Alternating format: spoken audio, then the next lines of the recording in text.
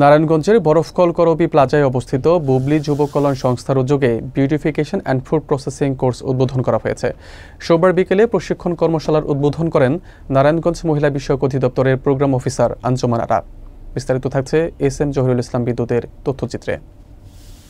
এ সময় তিনি বলেন, আমরা উদ্যোক্তাদের বিভিন্ন প্রশিক্ষণ প্রদান করছি।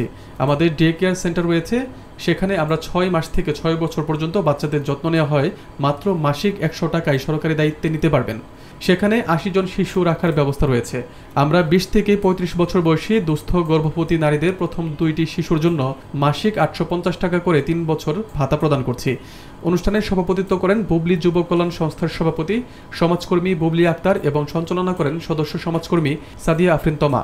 অনুষ্ঠানে বিশেষ অতিথি হিসেবে উপস্থিত ছিলেন নারায়ণগঞ্জ জার্নালিস্ট ইউনিটির সদস্য সচিব, সিনিয়র সাংবাদিক ও মানবাধিকার কর্মী এস.এম. জহিরুল ইসলাম বিদ্যুৎ, প্রশিক্ষক লাইলা, ইউথ লিড গ্লোবালের সভাপতি ও নারায়ণগঞ্জ সিটি কর্পোরেশনের 7, 8 ও 9 নং ওয়ার্ডের যুব কাউন্সিলর রাকিবুল ইসলাম ইফতি, সদস্য বুবলি, ফারিয়া, সোমাইয়া, ইশরাত, লাবণ্য।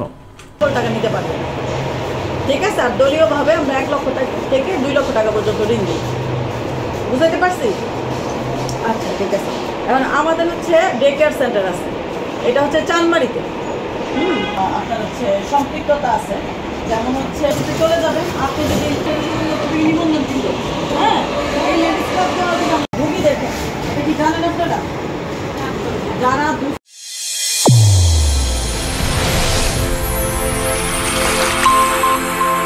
চ্যানেল A1 হৃদয়ের স্পন্দন।